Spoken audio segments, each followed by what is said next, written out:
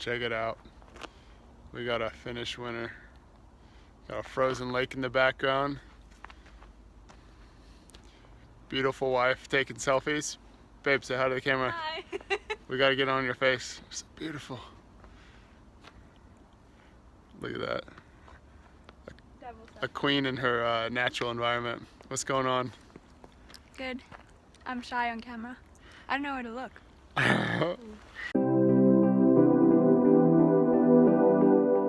What's up, guys? Alright, so I just want to make a video saying thank you to all you subscribers out there and everyone just giving supportive feedback and really good comments. So I just wanted to make a quick video, seeing what you guys would like to see next. So comment down below and let me know what you would like me to make a video on. And then I quickly just want to talk about, what constitutes like a healthy diet, and like, I totally understand where people are coming from, saying that practicing a carnivore diet is not only irresponsible but dangerous. Like, I totally get that. There's so much information out there saying that it is, and so it's like, of course, there's tons of information promoting a plant-based diet. Like, I totally get all that. Okay, with so much contradictory information indicating that a carnivore diet is like horrible for your health, and that I'm gonna die of heart disease, and that it's just not sustainable at all. The reason why I am still following it and practicing it is because I'm paying attention to specific principles rather than just reading studies and believing in the science. So what I'm going to do is I'm going to talk about a few important factors that I'm paying attention to and have noticed benefits in when it comes to diet. So number one, improved digestion. I believe digestion to be like the most important factor when it comes to diet, and there are clear indicators when it's not working well for us, and there are indicators when it is. And gas, bloating, indigestion, and let's just say abdominal discomfort and chronic constipation are all signs that it's absolutely not working. And those are all areas that I've seen dramatic improvements in, and my digestion is probably better than it's ever been in my life. So number two, improved body composition.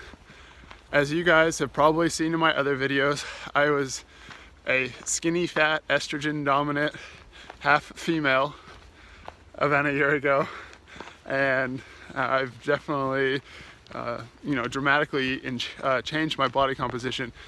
And I'm not saying improved body composition because we should all be bodybuilders or like super giant and ripped, but as being a male, I don't believe it's normal or natural to be super skinny, frail, and just feeble.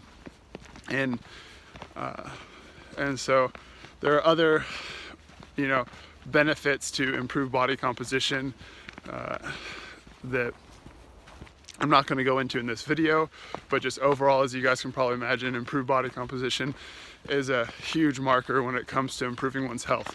And so let's go on to number three, improved cardiovascular performance. So when I partake in cardiovascular exercises, I've noticed a dramatic improvement.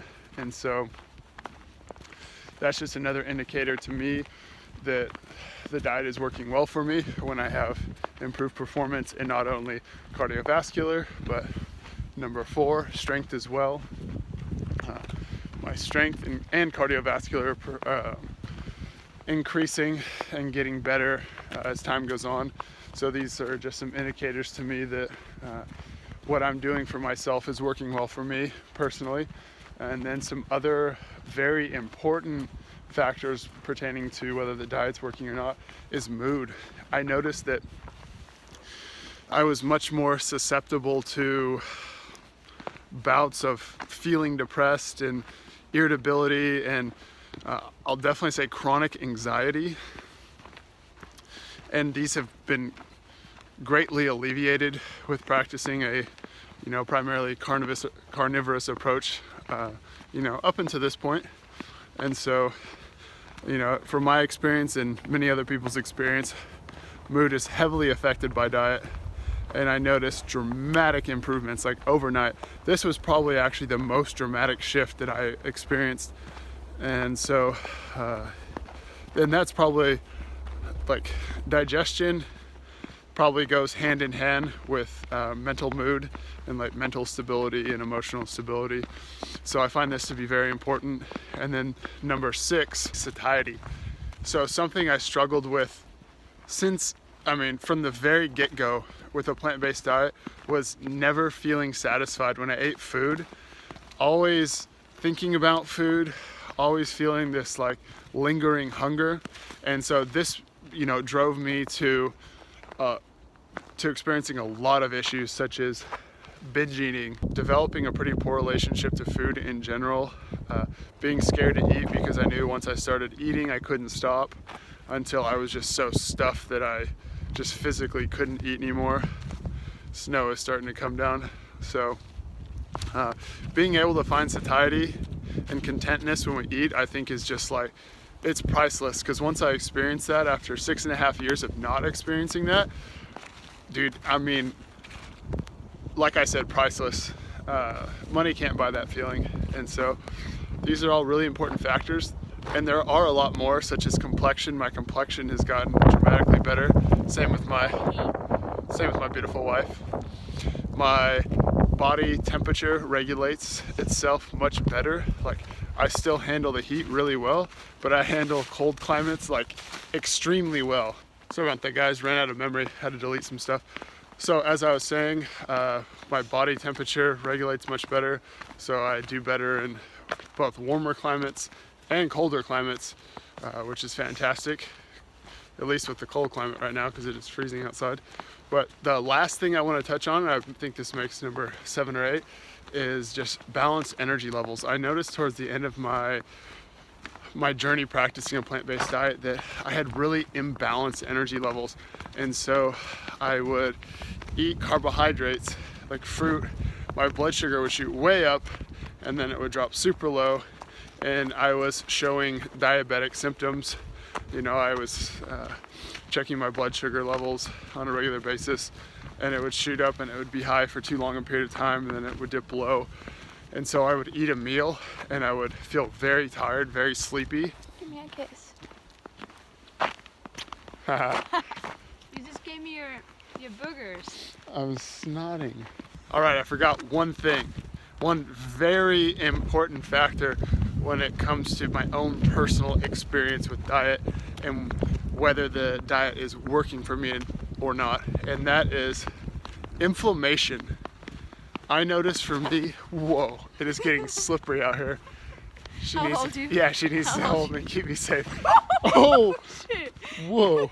Okay, so Maybe not. so inflammation. I noticed that for me, if I eat something that's inflammatory, I do not have to eat very much of it to feel blowback, especially like in my lower back. And so I feel just, and this is subjective, I totally understand that, but I feel just from my own experience that it's very easy for me to tell if I'm eating foods that are inflammatory or not. And so I just wanted to add this other factor in there. If maybe you're, experiencing some inflammation that might be associated with what you're eating. All right, guys, those are just some of the basic principles that I'm following and have noticed benefits in over the past 9 months.